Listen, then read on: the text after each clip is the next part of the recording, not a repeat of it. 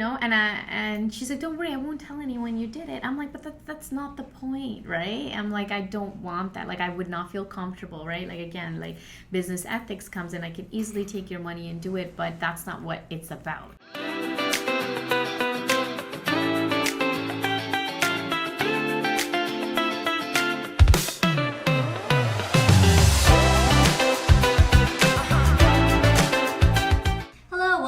Another episode of Glam Gossip by LLBA Podcast. I'm your host Puja from the social media team here at LLBA. And for those of you who are unfamiliar with our brand, we are a lash and beauty supply company, and our goal is to help you thrive and flourish in the beauty industry. So today we are talking about permanent makeup artistry, and we have a lovely and very talented guest with us here today, Thanu. So I'd like to introduce you guys to Thanu from Faces by Thanu, right? Yes. Okay, so she is a permanent makeup artist, and do you just do permanent makeup artistry, or do you also do like lashes? Yeah, so I do lashes. I actually started with lashes, and then a year later I got into PMU. So our topic today is your journey to becoming a permanent makeup artist. Okay, Thanu, so can you share with us your personal journey of how you became a permanent makeup artist? What made you decide to pursue this as a career? How did you get started? Tell us the story. Okay, so I knew I was always on the artsy side, so I was a freelance makeup artist for a number of years. But of course, coming from my culture, my parents were like, no, you have to go to school, you have to go work in the corporate 9 to 5. Doctor, lawyer, or engineer? You know what? They weren't too specific on that, okay, right? You're lucky. Yeah, but I definitely, I did something, So I had, I finished in Bachelor of Commerce, and I specialized in HR. So I was in the corporate world, and even with HR, I also had marketing and sales experience. So I did that, and so I had my daughter about 5 years ago, and I was like, okay, I really need to figure things out because I have to be more present for her. So what I did was, when I was on mat leave, I started doing lashing, so lash extensions, and it picked up pretty well because I had the marketing and sales background, and Instagram was super easy back then. And so I quit while I was on mat leave, and very grateful for that. And then a few people were suggesting I do brows, and at that time it was just becoming very popular on Instagram, and I was like, oh, okay, but I wasn't very sure if I wanted to get into the tattooing industry, right? I didn't know if that was me. And then one day I just kind of did my research and did my training, and I came home and I'm like, wow, so like I'm a tattoo artist, right? So, and I love doing makeup on people, and I focus on people's like face in general, so it flowed for me. It felt right, basically. Like you found your niche, purpose, your passion in the beauty industry. Okay, awesome. So you went to a school, I guess, like a program. You enrolled in the course, and they taught you pretty much everything, A to Z, and here you are. Mm-hmm. I mean, courses definitely is a start, but I would say it's an ongoing process. It is. Right? You have to put in your effort. You have to be consistent, right? Because at first you may feel like, oh my gosh, I don't know if I can do it with anything, right, in life when you first start. So I would just say, anybody that's looking to start or is already in the beginning stage, don't give up. Like, just keep going, and then you're gonna look back a year from now, you're gonna be like, oh my gosh, I'm doing so much better than I did a year ago, and so on and so forth. So don't give up.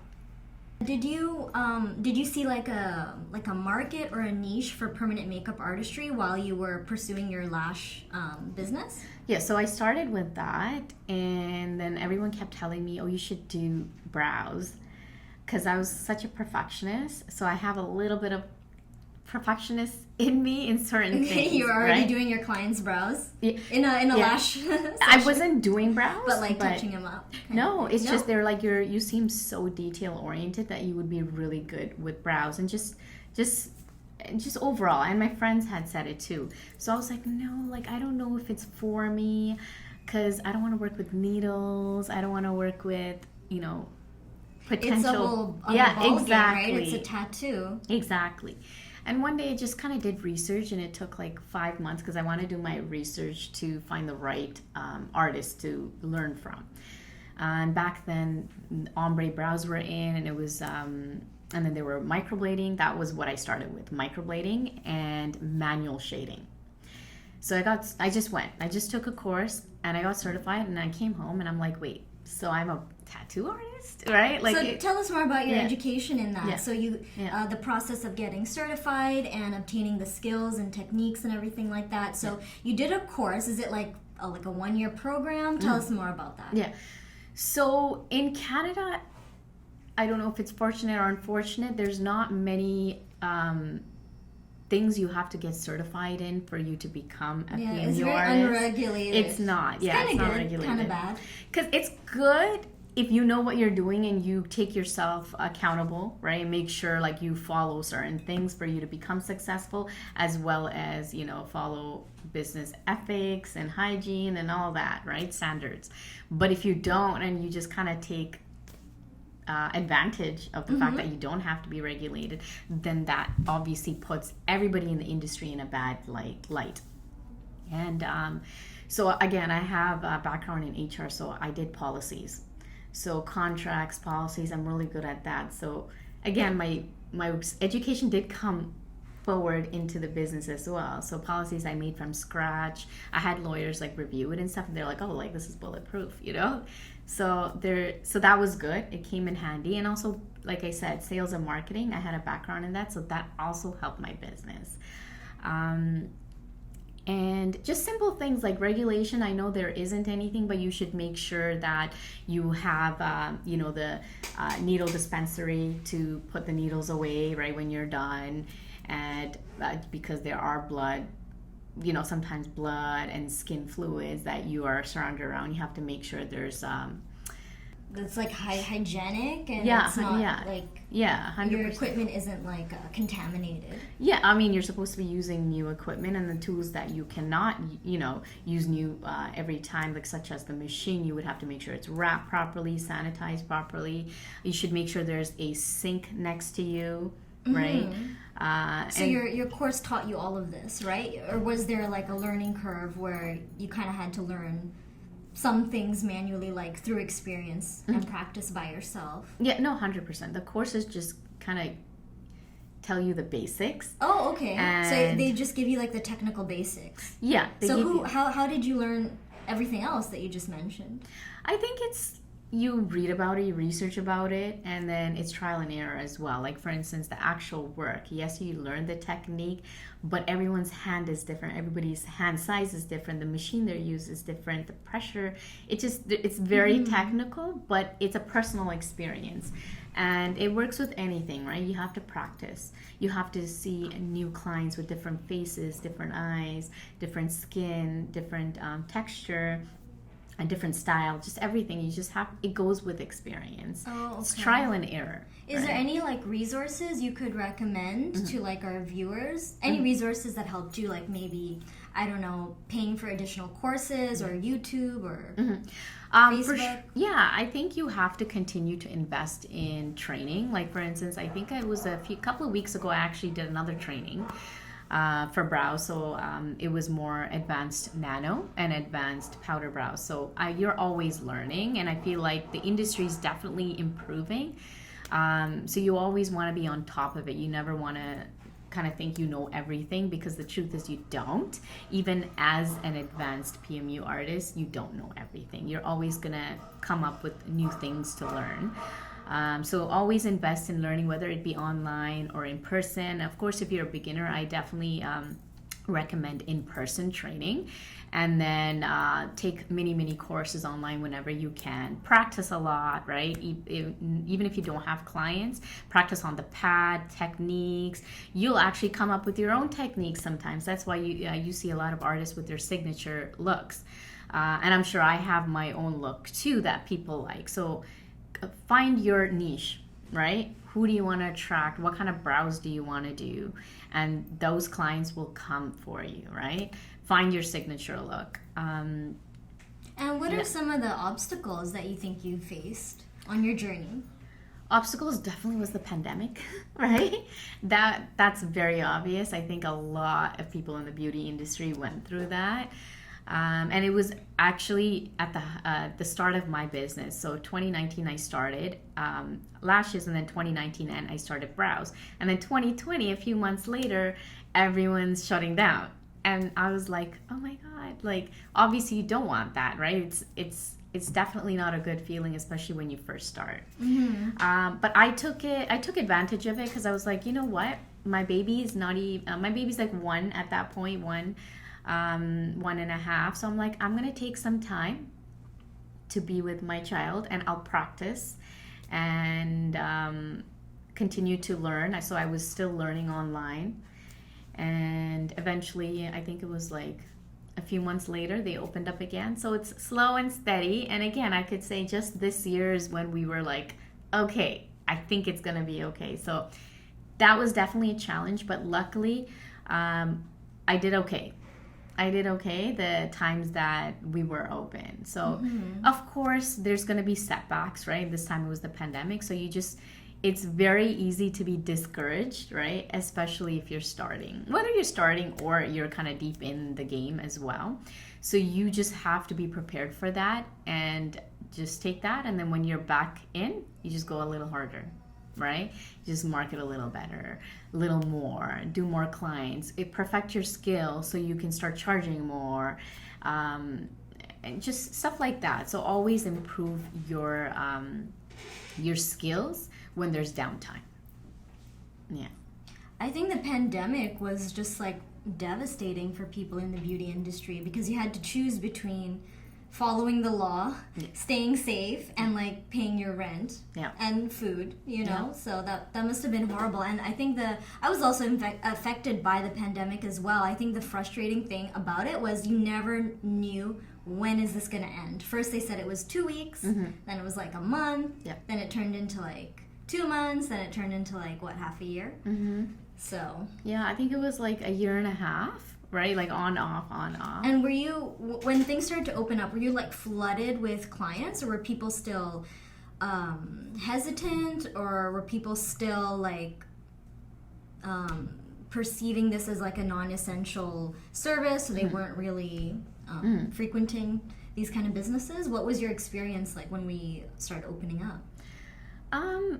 It definitely didn't. Actually, you know what? It depends. There are some people that were like hesitant because they're like, I don't want to get sick. They didn't want to go anywhere, right?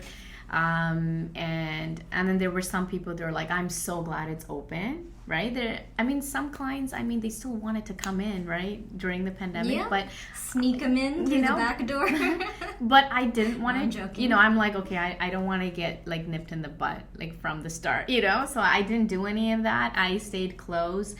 I followed the rules, as you should, right? Because you don't want to. I've heard of people that were, and I'm like, to each their own. Right, to each their own. I'm not gonna judge. Yeah, I don't judge that either because honestly, it was such a bad situation, and as long as you took precautions, whatever. Exactly. Don't ask, don't tell, right? Right, and as long as you're being, safe and like it's all like clean and everything. So there were new protocols that we had to bring forward. So we had to like announce that. That was part of health and safety, right? So there were new protocols that we had to follow, but we were already following that, but we just kind of emphasized on it after that, right? Just to kind of put it out there. Like masks and stuff, we were already kind of doing that because we work so closely. And then for extensions, it's the lash glue. You don't want the fumes, right? So we were already doing that, yeah. Okay, and shifting topics a little bit to more like technical skills. Can you talk a little bit about technical skills, certain specific techniques that you incorporate into your service? I have no idea about any of that, but you can speak to some of the aspiring permanent makeup artists out there who probably are familiar with what you're talking about. Yeah. Just any skills that you think you've mastered, or you're close to mastering, or you're trying to master. There's really hair strokes, and then there's shading. Those are the two main things, but there's different ways of doing it, and everybody has their signature look. And different names for it, right? Because like when we write, it's like handwriting. No one hand can write the same. Just like that. Just because it's hair strokes, it's not the same from each artist, just like that. So I started with microblading, which is basically a blade you use to kind of carve through hair-like strokes. And then I manually shade it. So you literally use needles, and we would kind of do motions like this, mimic the tattoo machine. So that was really hard, and I feel like if you perfected that, you'd be able to master the machine work. But definitely there are two different techniques that you'd have to learn separately. And then there's nano, so there's hair strokes you use with the tattoo machine. And then there's shading that you use with the tattoo machine as well. It can get a little overwhelming when I'm listing all these things, but for those that have already kind of started on the journey, you would know exactly what I'm talking about. And it's definitely good to expand in different techniques, as each client would prefer different things. Some people want a mixed look, like a hybrid look. Some people want a hair stroke, very natural look. Some people want shading, more of a makeup look. But as you kind of learn and progress in the industry or in the field, you'll know what you like and what you're comfortable with. It's not for everyone. I do love doing powder brows. It's just a very soft, airy look. It's perfect for any skin type, any age, and hair strokes. It's nice too. And I do nano and microblading, more so nano, but I definitely prefer the powder. And you do have to master brow mapping first, right? Mm-hmm. I think. Is that like a whole separate thing, brow mapping? Yes. Or do you go based on the client's features, their natural brow shape, and you just kind of try to make them look symmetrical? It depends, right? So I have experience in makeup for 20 years, right? So for me, it's a little bit, it comes naturally. So whereas some people, it's just very fresh for them. They have never done, makeup. They don't know how to shape brows. They're kind of learning from fresh. So it is a little challenging for those that are starting. So you do have to map it according to face shape, face features, their existing natural brows, and you have to make them symmetrical as possible. But we know that our face isn't symmetrical, right? So we kind of have to look at it and kind of go according to what we see. We'd have to adjust it, right? Sometimes one is going to be a little higher just because your eye is a little lower on one side, right? Or your brow bone is a little higher on one side, right? So you do have to adjust. So it's an art. That's what it is. You can't just put a ruler on it and just go for it. You can't, right? It's a little bit of measuring, but a lot of art. You have to have an eye for it, right? Over time you will, right? First it may seem very structured, like you have to shape this way and then that's that. No, with experience you'll know. And sometimes you'll freehand it. Like sometimes I don't have to measure it so much. I'll freehand it and I'll measure it afterwards to make sure that I have it on point, and sometimes if you have droopy eyebrows, we don't want to tattoo droopy eyebrows, right? So what we do is we try to keep a majority of the eyebrows as possible, and then maybe we'll remove a little bit and just kind of enhance it by raising it up a little bit. But of course you always have to ask your client's permission first, because some people don't feel comfortable having a new tail, right? But for sure, try to follow the brow shape as much as possible.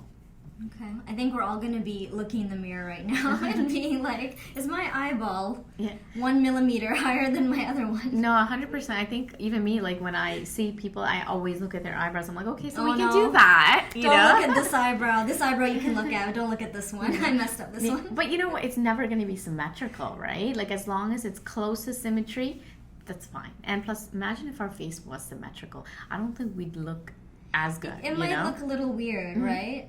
You might see, something's off. If you look too symmetrical, you might look like a robot or it wouldn't. Imagine if someone had, a square face or something and everything was just, no, it's we're meant to not be symmetrical, and I think it works that way, right? Imperfect is perfect in its own way, right? Well said. Yeah. And shifting gears over now to like the business aspect, you mentioned you have a background in business, you're kind of well versed in sort of the managerial aspects. Let's talk about now customer service and sort of managing client expectations, navigating any client misunderstandings or complaints. How do you go about that?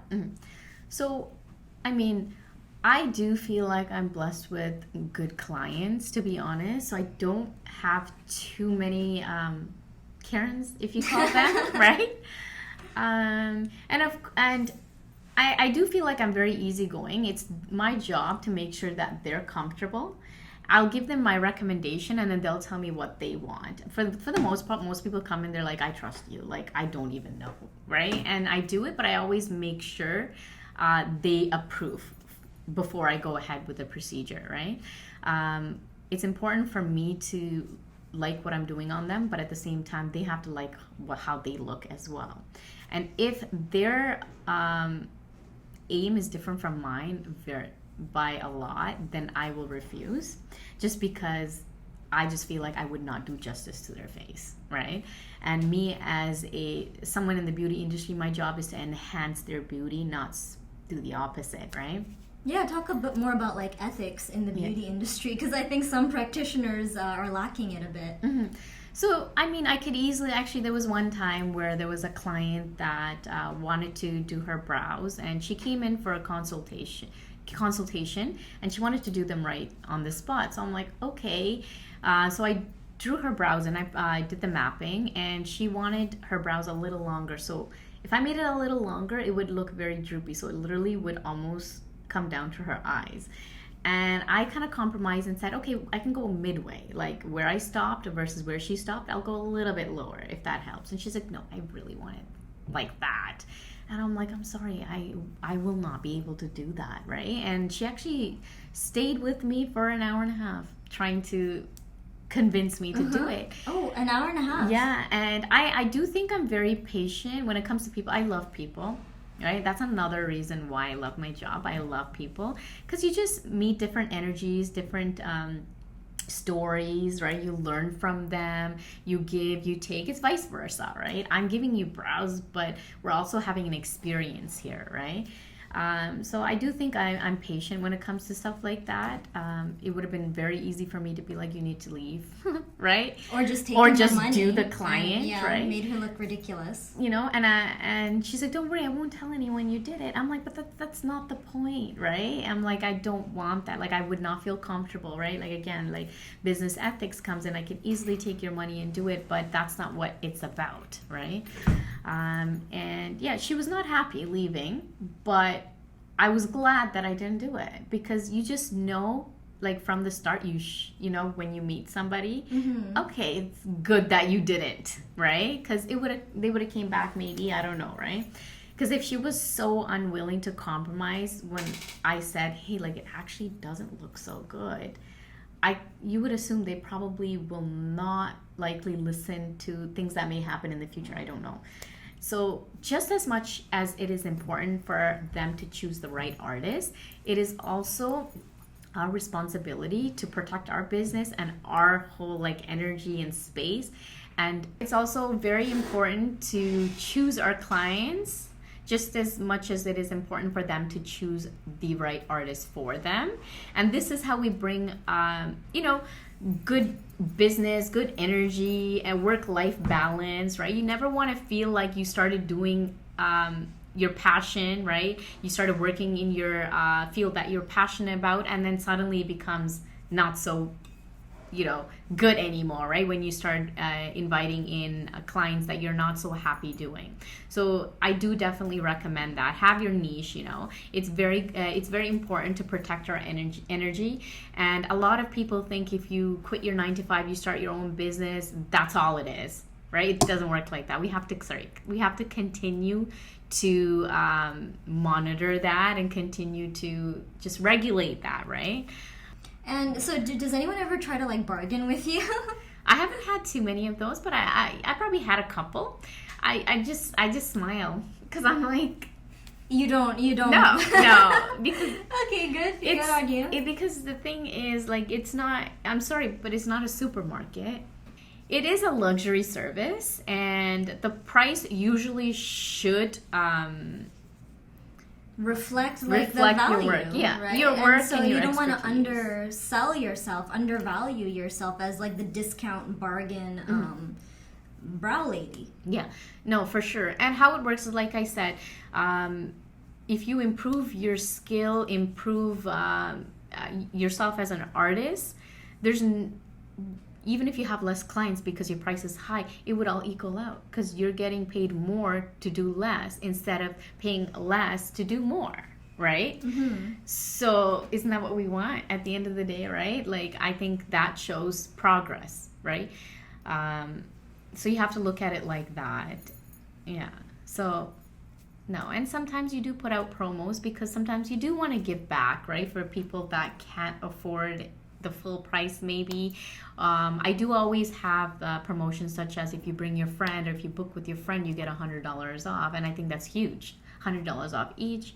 And when I put out Mother's Day promos or anything that comes out, I do put promos out there just to help people out, to give back, right? I do give away sometimes.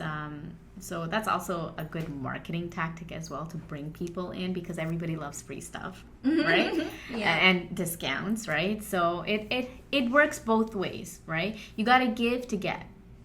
And just like in business, you got to invest to grow, right? Invest. Like, don't worry about like, oh my gosh, like I want to save all the money that I make, especially at the beginning, right? You put it back in the business, buy better equipment, buy supplies, buy like online courses, do free models here and there if you want to learn or perfect certain things, and you want to try it on a model and you're not sure how it'll turn out, do it for free and let them know you're a model. That's how you grow, right? Invest in yourself, invest in your business. Great advice. Yeah. So the legal side of the beauty industry is essential. And I'm not sure if I asked this, but it's different there are different like legal requirements if you're running your business from your home versus you're renting a space versus you work for someone else in a salon. So guide us through how you were able to navigate the legal aspects of having this business in terms of the permits, your licensing, and also protecting yourself and your clients in terms of waivers and consent forms. Can you explore that more in depth? Mm-hmm. So when I first started, I did work out of my home. And there's no regulations right now for PMU artists, but there are some things that are definitely recommended just to kind of protect the clients as well as yourself and your business. So first, if you're working from a home, you should make sure if you're allowed to work in that home, because there are certain districts you're not allowed to. Right? So make sure you call your region and ask them if you're able to do it, if the zoning is correct, and have insurance, right? Because that's going to protect you from any kind of liability. I guess you have to get a lawyer for all this, right? That's expensive? You can, but it's not necessary. You can get somebody to, read it, right? Like if you have, of course, you should have waivers. Get somebody to read over it, right? Waivers, pandemic, they had the COVID waivers as well. And then you should have policies that you should be addressing from the start when you're booking people. They should get something, right, to follow. So they're not like, oh, you never told me. And then, of course, the waiver would say, reiterate it, right? And you would answer it before going ahead with the procedure. Right? Always take deposit, because if they are like, oh my gosh, I didn't do this, well, right? You got to take accountability for that, because we don't want to waste anybody's time. Yes, always get a deposit. Right? And it's professional too. People take you more seriously, right? Mm-hmm. And it goes back into pricing too. Like, people do pay you if they believe in your service. And if you cheap out and lower your prices, they almost get nervous. Wait, why is it so cheap, right? Yeah. So the funny thing is, I've heard this and I feel like it could be true. The people that are willing to pay the price are the easiest. The people that want to bargain are usually going to come off the most difficult. They're always going to have more to complain about. Yes, basically. right? I can see that. Yeah. Right? I've heard this, and I guess it could be true, but I mean, if they know your worth, they don't have to question it, right? But it's your job to make them comfortable as well. But yeah, waivers, COVID waivers, liability waivers, just even medical information that you need, right? There are some contradictions that you cannot do browse on certain people, right? So you just have to make sure you're covered and they're covered for their safety as well. I have declined clients if they don't meet certain medical requirements, right? And they have told me, hey, it's okay, like let's just do it. I'm like, no, I'm sorry, I can't, you know? And insurance will cover you, and what else? I mean, certifications. I've heard there are people that do brows aren't not certified, which I don't recommend. I mean, you want to be trained, right? So certifications, pick the right artist to train from, and continue to train, right? Continue to get trained from a reputable institution. Yeah, for sure. Who will also guide you through the legal process as well, because I'm sure they also provide you with resources for, a template that you can at least start off with, so you're not, drafting all these documents from scratch. Yeah. At least you have some references, or you could even search online for those references. Yeah. And templates, I'm sure, right?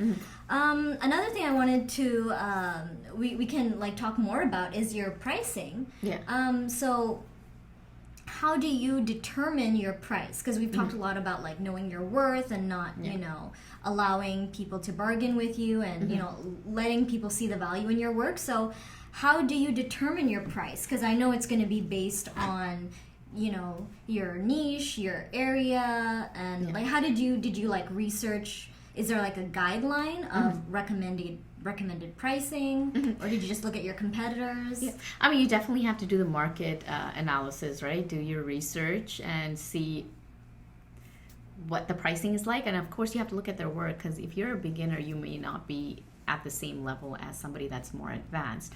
So when you first start, I would say do free models, right? Because you got to build your portfolio. That's another thing. Marketing is huge, right? You got to market your work. You got to market yourself, right? You got to market yourself and do free models. Keep practicing. Let's put a number there. Do 5 models. Okay, after 5 models, do another 5 for $100, another 5 for $200, or another 5 for $250. But you got to see if you're improving, right? You can't just do it. You got to actually see improvement in the clients you're doing, and you'll kind of know, compare, right? Get inspired by other artists. It's not so much putting yourself down. It's just compare, what can I improve, right? I still, till this day, do that. I look at artists that I look up to, and I'm like, how is my work equivalent to them, How can I get it to that point? So you're always looking to improve. And for anybody that's looking to start, and that's kind of a little nervous, I would say just do it, right? That's the only way you'll find out whether it's for you. Some people, you'll find out it may not be for you, but you won't know till you start. And if you're like, oh, I don't have the, financial support to just quit my job and do it, then don't quit your job. When I first started, I was on mat leave, luckily, so I was able to start and then quit my job once it picked up. So don't quit your job. Do this on the side. You're gonna have to hustle. You're gonna have to put in hours. You're gonna have to put in work that you don't get paid for, right?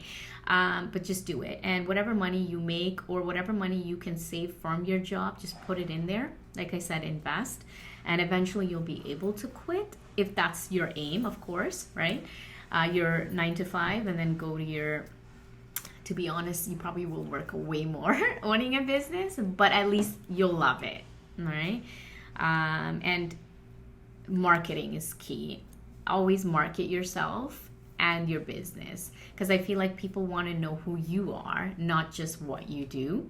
So sometimes it could be a little, uncomfortable putting yourself out there, but I feel like once you do, it just baby steps, right? You just take baby steps and you'll eventually get to that goal if you stay consistent and persistent. Well said. Well, I was gonna ask if you have any advice for anyone who's looking to get into the permanent makeup artistry business, but I think you just answered it so beautifully right now, so I don't even want to ask again. There you go. So thank you so much, Thanu. We really appreciated having you here, and I think we talked a lot about the permanent makeup artistry business, right? You shared a lot about your story, about how you got started, and how you navigated the whole legal aspect, and how you prioritized investing in yourself and knowing your worth. Is there anything else you want to add before we say goodbye? I mean, just to everyone that, is inspired by every other entrepreneur, whatever it is that you want to do, I mean, stop thinking, just do it, right? You'll only know if it'll work out for you if you start. And if it doesn't, hey, you still learned something, right? You knew that this wasn't the path, let's try something else. So just keep moving, just keep going forward. I mean, that's what life is about. Stop being stagnant, right? And keep growing, keep improving. Yeah, that's all it is. Just keep moving. So we are going to have Thanu's website and her IG linked in the description. So make sure you check that out. And also you can follow this podcast on Spotify, and of course subscribe to our YouTube channel. Don't forget, we have some of the best lash and beauty supplies over at our website, LLBAprofessional.com. So thank you so much for watching this episode of Glam Gossip by LLBA, and until next time, bye!